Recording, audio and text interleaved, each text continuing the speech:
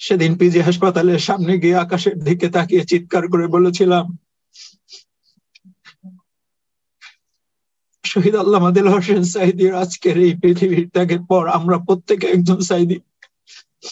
আপনারা শুধু আমাদের জন্য দোয়া করবেন।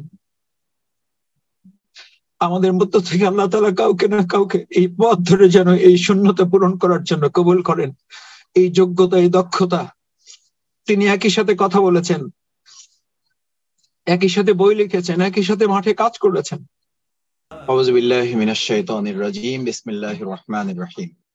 وما نقموا منهم إلا أن يؤمنوا بالله العزيز الحميد الذي له ملك السماوات والأرض والله على كل شيء شهيد. صدق الله العظيم وصدق رسوله النبي الكريم ونحن على ذلك من الشاهدين الشاكرين. শহীদ আল্লামা দেলোয়ার হোসেন সাঈদী রাহিমাহুল্লাহ যে দুইজনকে কাছে পেলে আমাকে অতিরিক্ত স্নেহ দেখিয়ে বলতেন, আমার এক ছেলের নাম মাসুদ, তোমার নাম মাসুদ, দুই মাসুদের মধ্যে তুমি একটু বেশি ভালো। আমি হুজুরকে বলতাম যে এটা আপনার, আমার প্রতি আপনার অত্যন্ত স্নেহ এবং ভালোবাসার কথা। শুধুমাত্র আমি এখনো মাসুদ ভাইকে কথা বলে জিজ্ঞেস করি, সত্যি অর্থে আপনি বলেন তো হুজুর আসলে আপনাকে বেশি ভালোবাসে নাকি আমাকে বেশি ভালোবাসে? আমি বিশ্বাস করি সন্তান হিসেবে মাসুদ ভাইকে হুজুর অনেক বেশি ভালোবাসতেন, কিন্তু আমার এই কপালে, আমার এই গালে, আমার এই গলায় তার এতগুলো চুমু আছে যে আমি তা এখন অনুভব করি, এখন অনুভব করি। আমি যে আয়াতটি আপনাদের সামনে তেলাওয়াত করেছি, এই আয়াত শহীদ আল্লামা দেলোয়ার হোসেন সাঈদী রাহিমাহুল্লাহ জেলখানায় থেকে, আমি যখন জেলখানায় আহত অবস্থায় রিমান্ডে যখন আমাকে নির্যাতন করে আমি অবস্থান করি, তখন তিনি আমাকে একজনের মাধ্যমে একটা চিঠি লিখে তিনি বলেছিলেন, আমি চিঠির মাত্র দুটো লাইন আপনাদেরকে শোনাচ্ছি। উনি সবসময় আমাকে ডাক্তার বলে ডাকতেন, অনেক স্নেহের ডাক্তার শফিকুল ইসলাম মাসুদ। আসসালামু আলাইকুম, কতটা বছর অতীতের গর্ভে বিলীন হয়ে গেল, তোমার আকর্ষণীয় চেহারাটা দেখি না, চমৎকার সেই বক্তৃতা শুনি না। আল্লাহু আকবার। কতটা নিরহংকার, কতটা মানুষকে উৎসাহিত, অনুপ্রাণিত করার বটবৃক্ষের মতো মানুষ হলেন। আমাদের মতো এত ছোট মানুষকে তিনি এতটা আদর, এতটা ভালোবাসা দিয়ে এই পর্যন্ত পৌঁছে দিয়ে রেখে গেছেন। তুমি ডক্টর ডিগ্রি করার পর ফুলের তোড়া নিয়ে আমাদের কেন্দ্রীয় নির্বাহী বৈঠকের কক্ষে যখন প্রবেশ করেছিলে, সেই দৃশ্য আমার সামনে এখনো মনে পড়ে। তারপরের লাইনটা এতটা আবেগ আপ্লুত, সেদিনের সে বৈঠকে উপস্থিত শীর্ষস্থানীয় 5 জন এখন শাহাদাতের মর্যাদায় জান্নাতুল ফিরদাউসের পথে। এ ধরনের ইমানদারদের লক্ষ্য ধরেই আল্লাহ তাআলা এই আয়াত বলেছেন। এই চিঠিতে তিনি এই কথা এভাবে, এখানে এই চিঠিটা আমার কাছে এখনো সংরক্ষিত আছে, আমি তার চিঠি থেকে আয়াতটি পড়েছি।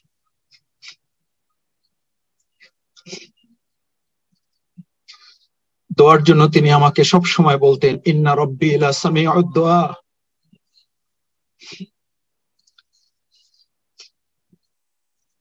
সম্মানিত উপস্থিতি, আমাদের সকল শ্রদ্ধেয় মুরব্বিয়ান ইকরাম আমাদের থেকে যখন চলে যাচ্ছেন, চলে গেছেন, এতটা নিঃসঙ্গ বোধ করি মাঝে মধ্যে, তখন প্রায় ওই আয়াত তেলাওয়াত করি, বিসমিল্লাহির রহমানির রহিম, ওমা মুহাম্মাদুন ইল্লা রাসূলুন ক্বাদ খালাত মিন ক্বাবলিহির রাসূল আফা ইন মাতাউ কুতিলা ইনকালাবতুম আলা আ'কাবিকুম আল আখির। কারণ আমাদের এই শ্রদ্ধেয় আল্লামা শহীদ দেলোয়ার হোসেন সাঈদী রাহিমাহুল্লাহ এত বেশি আমাদেরকে আদর করতেন, ভালোবাসতেন, এতটা আমাদেরকে নিয়ে স্বপ্ন দেখতেন। এই যে আরেকটা চিঠি আমার কাছে আছে, এটার দুটো লাইন আপনাদেরকে না পড়ালে আমার ভালো লাগছে না। যে আমাদেরকে তৈরি করার জন্য, আমাদেরকে ভালোবাসার জন্য, স্নেহ দিয়ে আগলে রেখে আমাদেরকে এগিয়ে রাখার জন্য পরম স্নেহের ডক্টর মাসুদ, আশা করি মহান আল্লাহ তোমাকে এবং তোমার সাথীদেরকে ভালো রেখেছেন। ওনার প্রথম চিঠিটা পাওয়ার পর আমি একটা চিঠি লিখেছিলাম, সেটার জবাবে তিনি এটা আমাকে লিখেছিলেন জেলখানার ভিতরে থাকা অবস্থাতেই। তোমার লেখা চিঠিটা 2-3 বার পড়েছি, চোখের পানি ঝরেছে।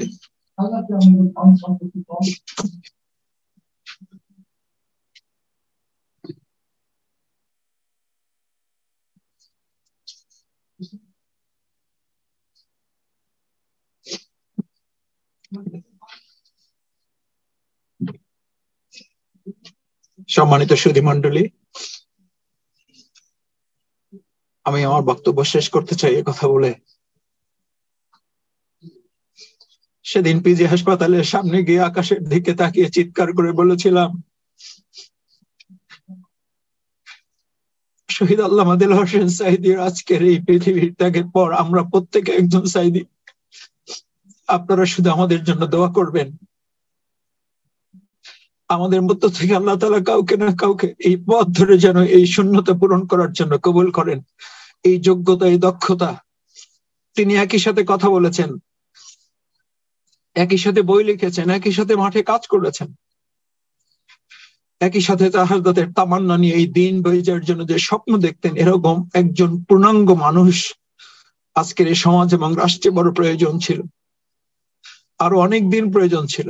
আল্লাহ সুবহানাহু ওয়া তাআলা দয়া করে, মেহেরবানি করে তার কাছে শুধুমাত্র আমাদের এই দোয়া করতে হবে, আল্লাহ তাআলা যেন এই শূন্যতা পূরণ করে আমাদের মধ্য থেকে কাউকে না কাউকে আল্লাহর দিন বিজয়ের জন্য এরকম কোরআনের কর্মী, কোরআনের মানুষ, কোরআনের সৈনিক, কোরআনের খাদেম তিনি দয়া করে তৈরি করে দেন এবং এই শূন্যতা পূরণ করে দেন। তার রেখে যাওয়া কাজ যেন সামনের দিকে আমরা এগিয়ে নিয়ে যেতে পারি, সেটার জন্য গবেষণা করে আরো তার জীবনকে পর্যালোচনা করে তার রেখে যাওয়া প্রত্যেকটি গুরুত্বপূর্ণ কাজগুলোকে আমরা সামনের দিকে যেন বাস্তবায়ন করতে পারি, সে লক্ষ্যে আমরা যারা আছি আল্লাহ তাআলা আমাদের মধ্য থেকেই এই শূন্যতা পূরণ করার আপনাদের সকলের কাছে দোয়া। আমাদের এই প্রিয় কাফেলা, আমাদের এই প্রিয় শহীদ, তাকে যেন আল্লাহ তাআলা শাহাদাতের সর্বোচ্চ মর্যাদা দান করেন, তার পরিবারকে সবর ইখতিয়ার করার তৌফিক দান করেন, সম্মান এবং মর্যাদার সাথে দয়া, অনুগ্রহ, নিরাপত্তার চাদর দিয়ে তাদেরকে আল্লাহ তাআলা ঢেকে রাখেন। বিশেষ করে তার রেখে যাওয়া প্রিয় কাফেলা, আমি আপনাদের একটি লাইন বলে শেষ করে দিচ্ছি। যখন আমি ভিতরে আমাকে হাই সিকিউরিটি জেলে রাখা হয়, সেখানে জেএমবিদের সাথে রাখা হতো। তারা এক সময় অপপ্রচার শুরু করলো যে হুজুরের সাথে আমাদের কথা হয়েছে, হুজুর তার ভুল বুঝতে পেরেছেন এবং তিনি বের হয়ে আমাদের হয়ে কাজ করবেন।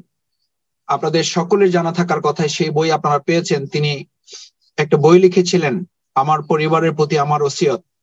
সেখানে তিনি উল্লেখ করেছেন, আমার দেখা, আমার জানা মতে বাংলাদেশ জামাত ইসলামী এই দেশে, রাষ্ট্র, এই বিশ্ব ইসলামের জন্য এখন পর্যন্ত আমার কোরআন এবং হাদিসের দৃষ্টিতে সবচেয়ে প্রিয় সংগঠন এবং সবচেয়ে আল্লাহর দিন কায়েমের একটি মজবুত কাফেলা। সুতরাং আমি আমার পরিবার এবং আমার পরিজনদের কাছে অনুরোধ থাকবে, তারা যেন এই কাফেলার সাথে সম্পৃক্ত থেকে আল্লাহর দিন কায়েমের জন্য এগিয়ে যায়।